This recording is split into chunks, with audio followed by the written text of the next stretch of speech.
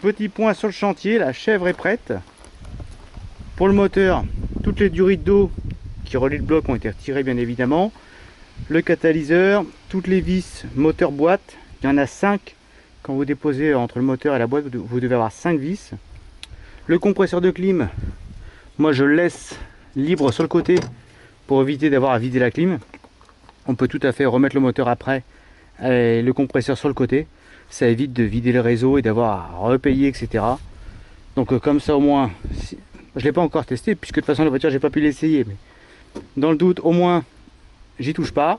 Donc là le bloc il est vraiment nu, j'ai même viré le faisceau électrique, tout ça, pour bien nettoyer tout ça, voir, bon il n'y a pas de surprise. Hein.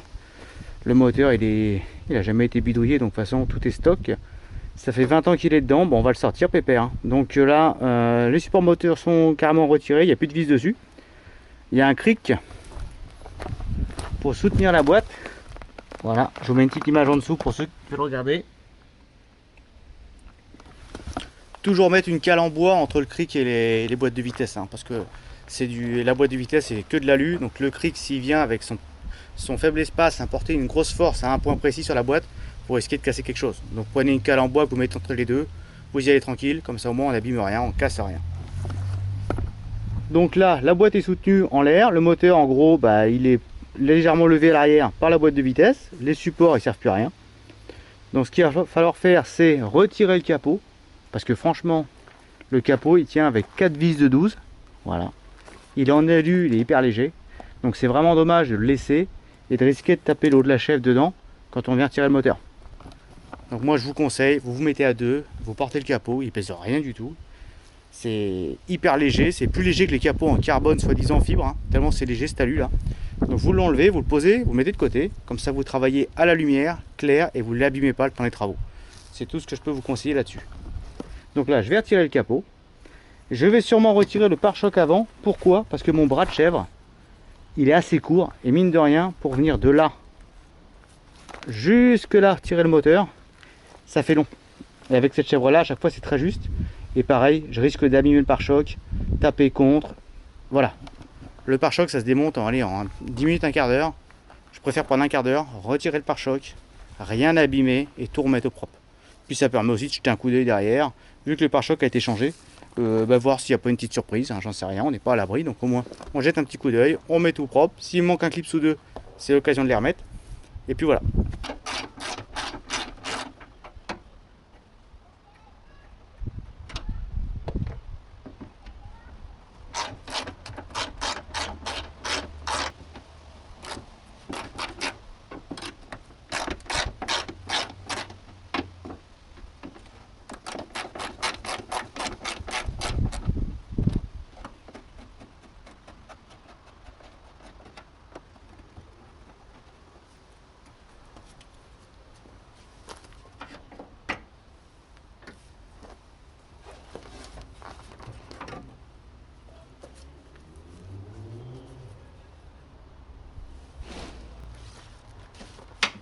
Ça sert à quoi ce Valentin? Non, parce que j'ai le fiston qui apprend la mécanique. Fais un coucou Valentin. Très bien. Ça sert à quoi ça Valentin? Tu sais pas, c'est pour protéger. Comme ça, tu vois, quand tu te penches avec ta combinaison, hop, ça évite de faire des rayures à la voiture. Voilà. Tu as appris quelque chose.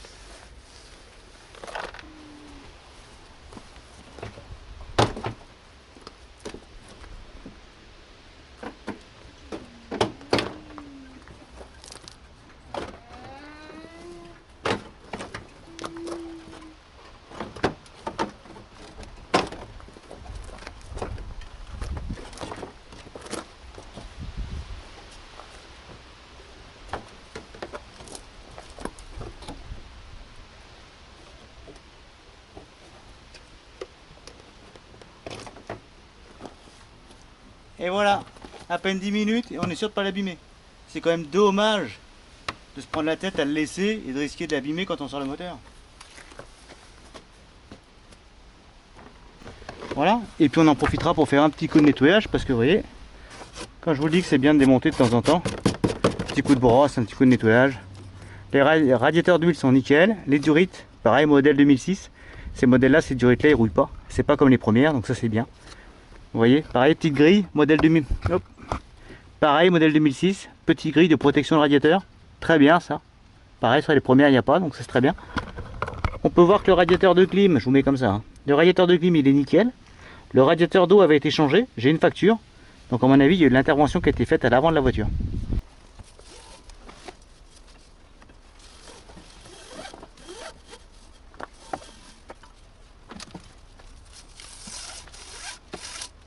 Oh, tu peux parler, ça va? Oui. Bon, voilà, écoute. C'est coincé? Mais non. Mais non.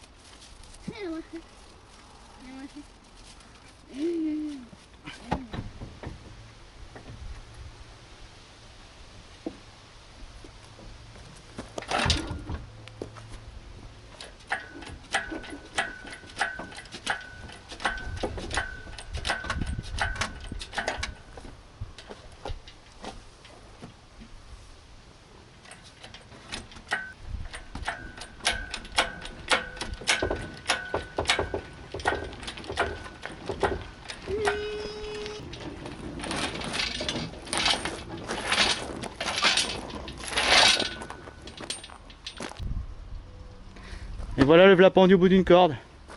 L'embrayage avait été fait il y a 30 000 km. Ouais, ça a déjà été démonté.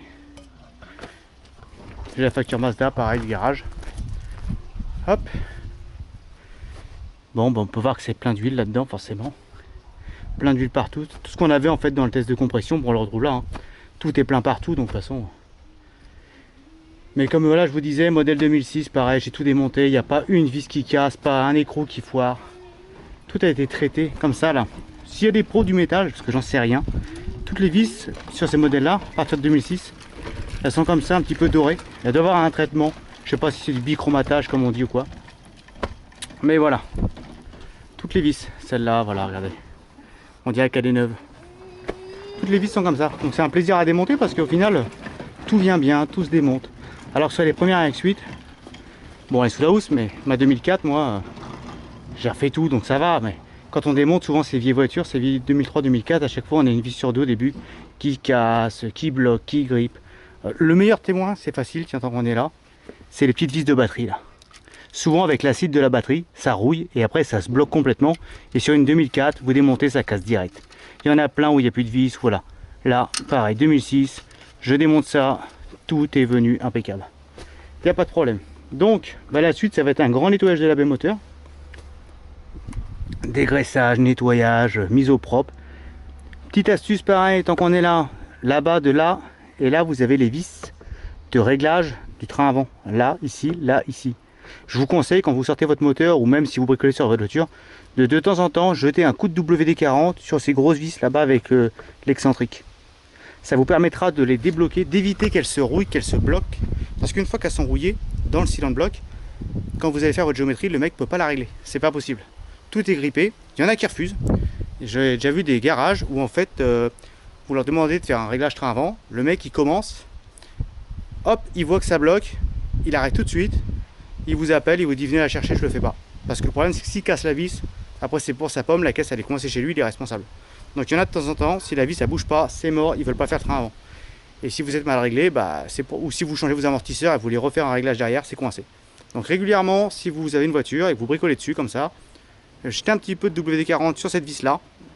Il y en a une autre sur le triangle, je vous la montre tant que j'y suis, allez. Donc le train avant il se règle. Hop.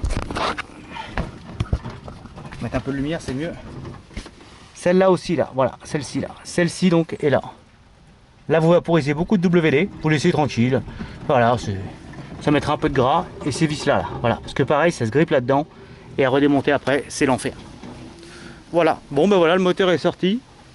C'est fait. La suite c'est quoi? On l'ouvre. Allez, go! Ce projet est soutenu par W Autosport et pour l'occasion, William vous fait profiter de 2 codes promo sur des produits de sa gamme RX8, notamment 20% de remise sur les bobines d'allumage haute performance W-Auto et 15% de remise sur la gamme de suspension Versus qui vient tout juste d'arriver sur son shop. Vous avez tous les liens en description. Ces 2 codes promo sont valables jusqu'au 31 décembre 2025. Alors un grand merci à William et n'hésitez pas à vous faire plaisir.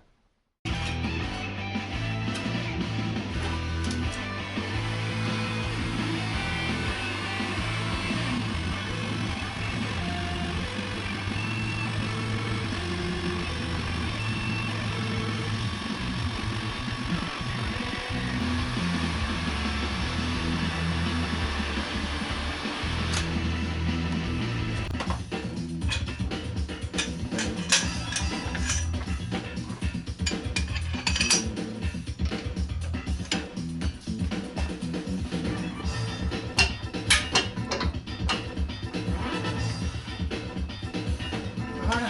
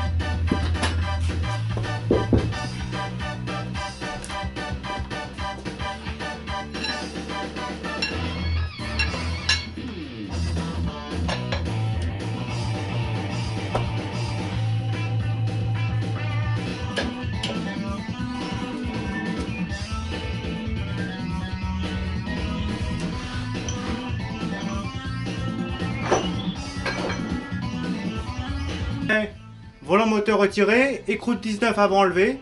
Le but maintenant c'est de tourner le moteur, dévisser tout le carter de but parce que le carter lui tient le moteur entièrement en dessous partout. Et une fois que le carter est enlevé, démontage du cover avant, on enlève tout ce qu'il y a à l'avant et après on démonte le moteur par arrière.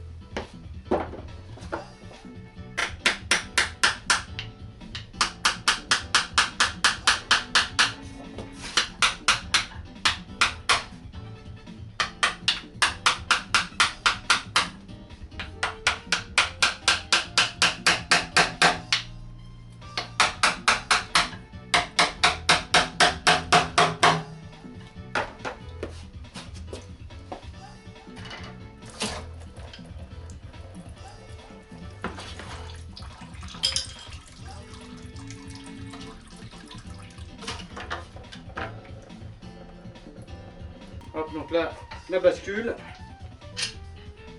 Alors.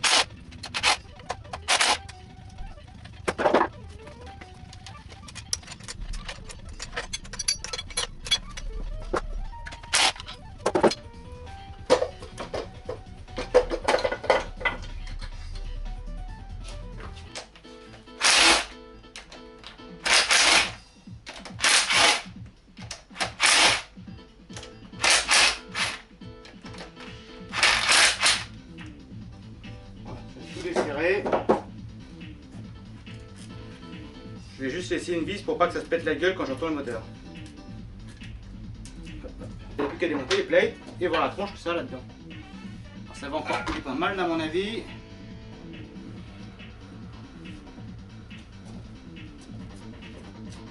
On va en profiter pour faire une petite pause ménage parce que là c'est plus dégueulasse. Bon, on y est, ça y est, c'est parti. Hein. Du 2,17, on y va. C'est bien ça, c'est bon. Moitié au vis. C'est bon.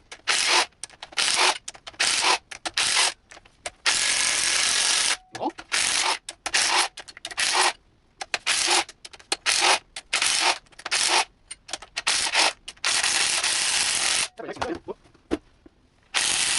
Et va.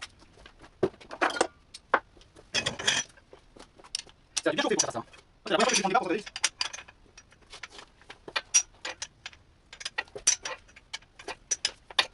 Ouais, très bien. Allez, voyez.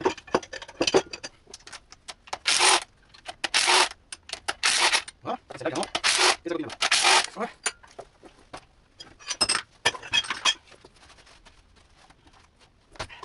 Hop.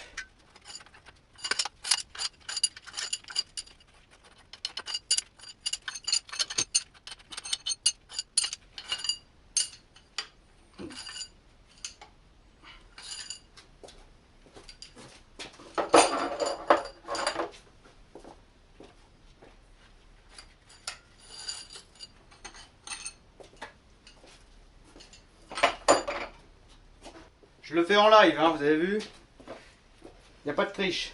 Allez, c'est parti.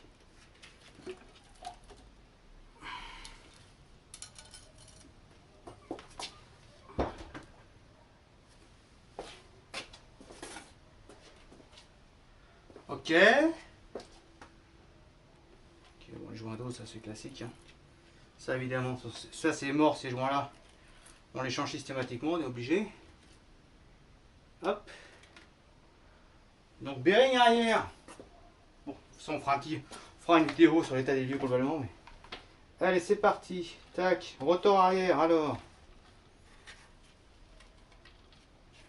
Ce qui serait bien, c'est que j'arrive à garder les apex. Qu'on puisse les mesurer. Hop, hop, hop.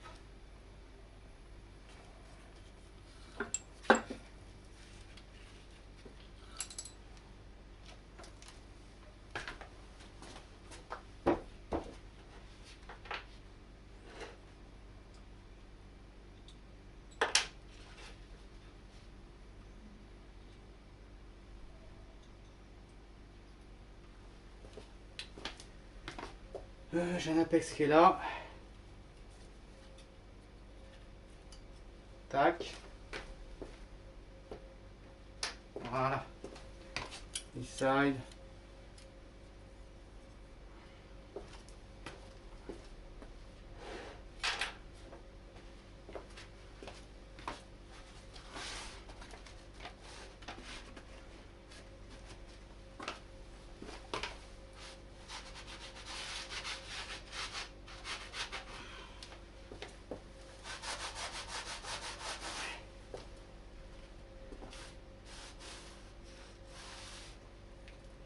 Hop, allez.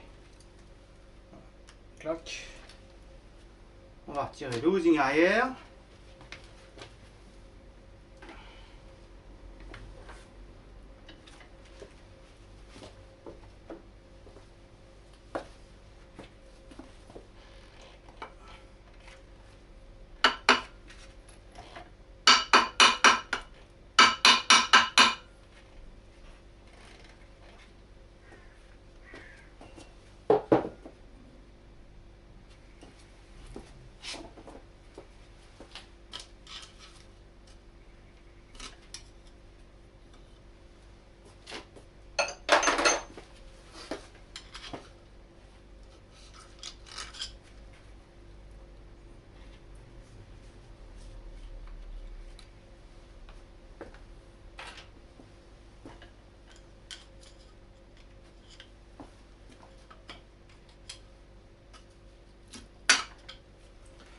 Tac.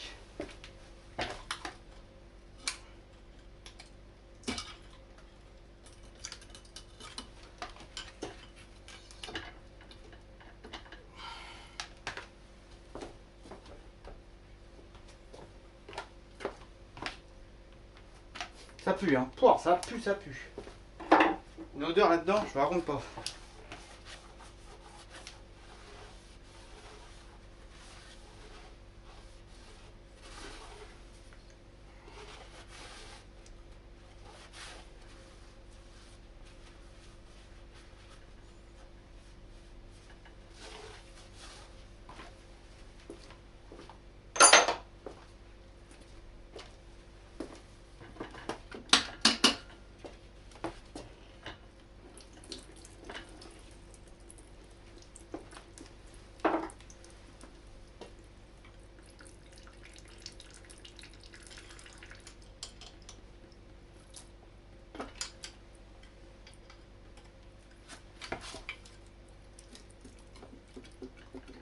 Toc toc.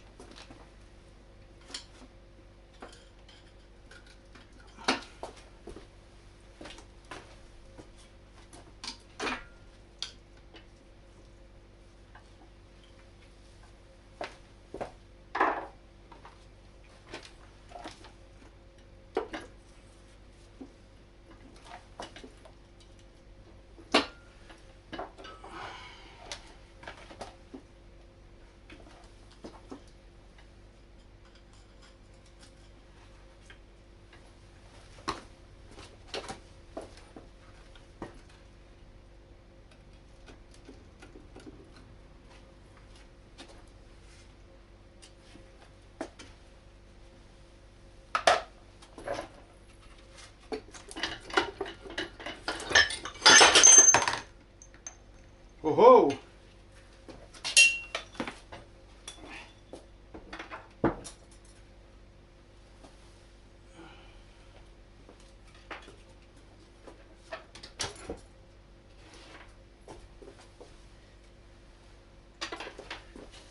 Hop hop.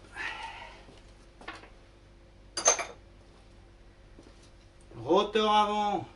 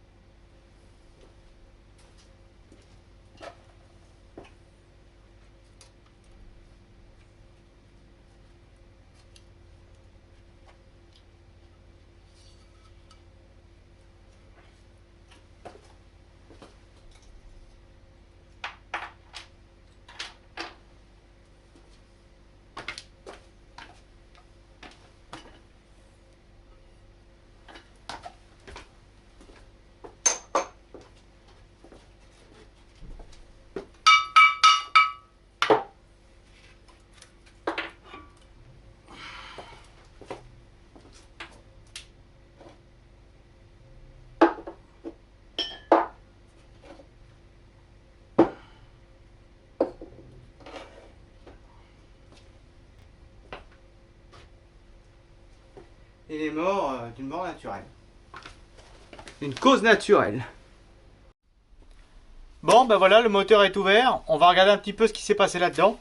Vous allez vite comprendre, entre guillemets. Et pour moi, c'est une première parce que je suis jamais tombé sur ce cas-là. J'étais persuadé qu'il y aurait au moins un segment qui était cassé en deux, mais pas du tout. Vous voyez, on en apprend tous les jours. C'est un petit peu le but de cette chaîne et puis la mécanique. C'est voilà, on n'a jamais la science infuse. On peut toujours tomber sur des nouveaux trucs qu'on n'a jamais vus. C'est ce qui rend tous ces trucs, toute cette mécanique intéressante. Donc, je vais vous montrer un petit peu ce qui s'est passé sur ce bloc. Parce que si Guillaume, l'ancien propriétaire de la voiture, tu regardes cette chaîne, cette vidéo, et ben en tout cas, ta voiture, tu l'as entretenue comme il fallait et tu l'as conduite parfaitement parce qu'elle est arrivée au bout naturellement. Elle est décédée naturellement. Donc, voilà le bloc démonté. Pour ceux qui n'ont jamais vu un Renesis démonté, bah vous voyez, c'est pas grand chose hein, comme pièce. Quand on dit qu'un moteur rotatif, il n'y a pas grand chose, bah, effectivement, il n'y a pas grand chose. J'ai nos deux rotors. On va commencer par eux, tiens, qui sont pas trop calaminés. Alors pourquoi finalement ils ne sont pas trop de calamine dessus par rapport à d'habitude? C'est parce que le moteur, comme il était complètement noyé et plein d'huile à l'intérieur, bah ça avait déjà commencé à enlever la calamine. Ça a déjà fait son travail. Parce que oui, en fait, alors on va reprendre un petit peu. Le moteur était très dur à tourner au démarreur sur les vidéos précédentes. Et effectivement, il y avait plein d'huile qui coulait par les puits de bougie. Alors, bah, les puits de bougie, c'était là. Tout simplement là. Tout coulait par là. On voit encore la trace là, dès que j'ai enlevé les bougies. Mais en fait, à l'intérieur, on a toute une bouillie là. Regardez ça, voilà. C'était comme ça partout dans le moteur. Je vous mets la lumière. Une grosse bouillie là, d'huile et d'essence. Donc en fait, forcément que c'était dur à tourner là-dedans. Tout était plein comme ça. Hein. Cette grosse bouillie là. Donc ça, j'ai tout nettoyé. Dans les grandes lignes. Les plates sont correctes. Honnêtement, il n'y a aucun problème. Les housings, bah, ils sont usés. Hein. On va pas mentir, ils sont usés. Mais le chrome n'est pas pour autant écaillé comme on peut voir de temps en temps. Abîmé à mort et tout ça. Pour un moteur qui, je répète, a plus de 160 000 km. Et voilà l'état des housings. Ça, c'était le housing avant. Et le housing arrière, bon, on va voir un petit peu. Voilà dans quel état ils sont. Donc c'est la première fois que j'ai des housings autant kilométrés et aussi propres globalement. Parce que le chrome, bon, ben, évidemment, on voit toujours ce qu'ils appellent le shattering, l'apex qui a vibré, qui a marqué le housing. On voit que le chrome à des endroits il est parti, il est mat, mais il n'est pas écaillé sur les bords. Les deux sont globalement pareils, hein, donc c'est vraiment une preuve que le moteur s'est usé uniformément. Les rotors, eux, comme je vous dis, bah, ils sont parfaitement propres. Les paliers, ils n'ont rien du tout. 160 000 km, ils sont un peu blanchis, mais ils n'ont rien de. Pas de cuivré. Pas de limaille à l'intérieur, rien. Ils ont fait vraiment leur job. Plate arrière, bah pareil, plate arrière, elle a rien du tout de ce côté-là, il n'y a vraiment rien. À l'arrière, l'excentrique, côté bearing excentrique, on peut voir que légèrement un petit peu de cuivré en bas, mais vraiment 3 fois rien. Pour le kilométrage, je rappelle, c'est assez impressionnant. Il y a juste ça, voilà, juste ça. Peut-être une faiblesse à la fin de la pression d'huile qui commençait à descendre. Mais autrement, avant, il n'y a rien. Hein. Là, vraiment, c'est très beau. Côté palier avant, bah, c'est pareil qu'à l'arrière, c'est très propre. On va faire un peu de place. Et les rotors, ils sont impeccables. Plate centrale impeccable. Voilà. Pas de cuivré, rien. Blanc. Comme s'ils avaient été presque changés. Alors que j'ai pas de facture, hein, le moteur j'avais jamais été ouvert. Hein. Mais voilà, la plate c'est pareil, pas de grosses marques, pas de grosses traces de rayures, etc.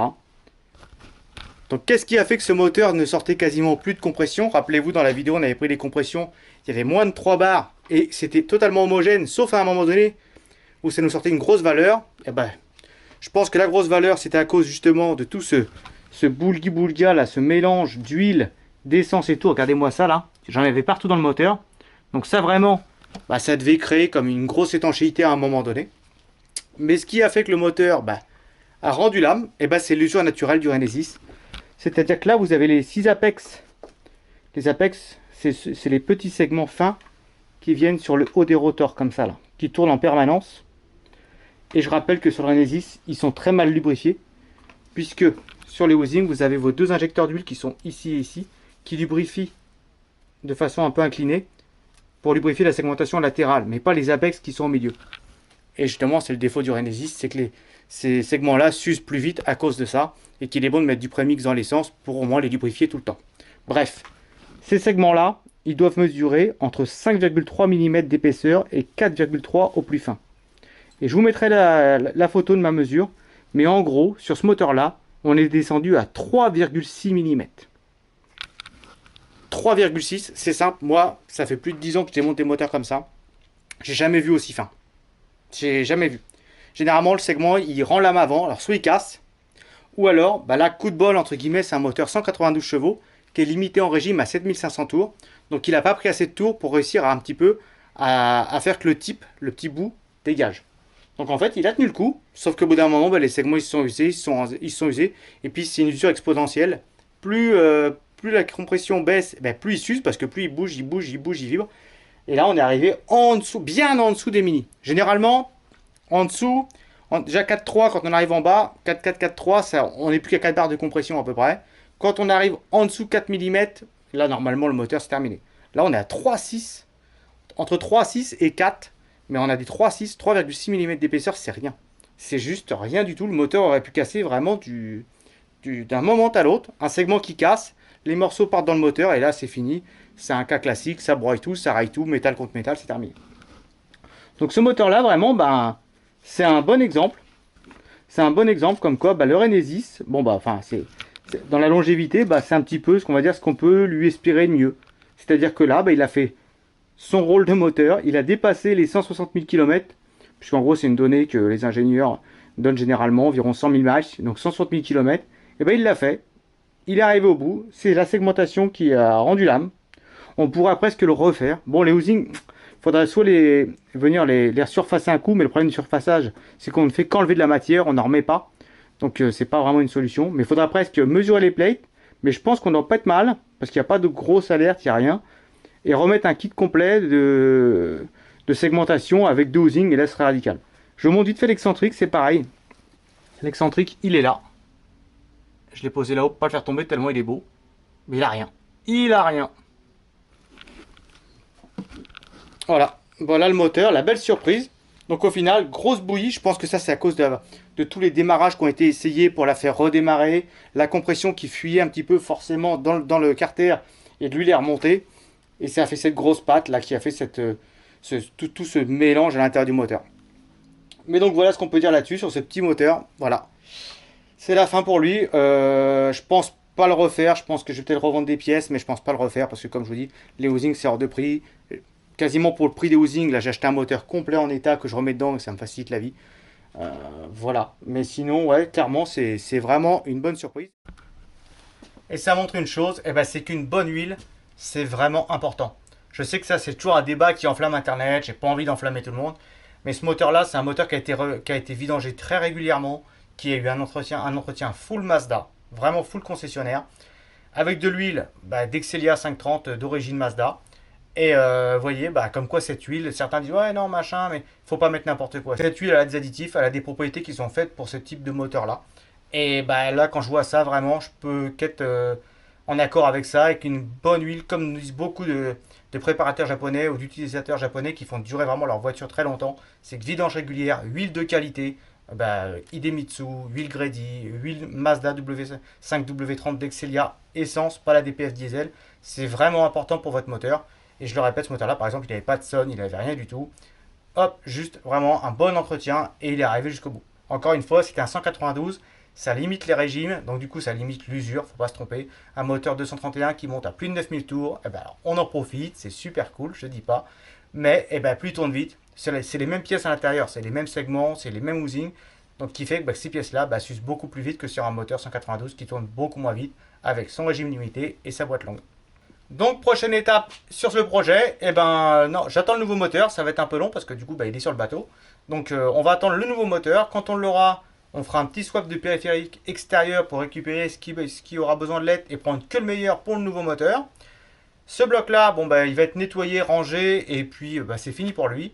Et puis prochaine étape, on prépare le moteur avant de le faire remettre dedans et puis démarrer la voiture. Merci à tous de mettre un petit pouce, un like, partager si ça vous a plu, n'hésitez pas, mettez un petit commentaire, j'essaie d'y répondre, ou mettre un petit cœur à tout le monde. Et puis je vous dis à bientôt sur 13B Warrior. Ciao!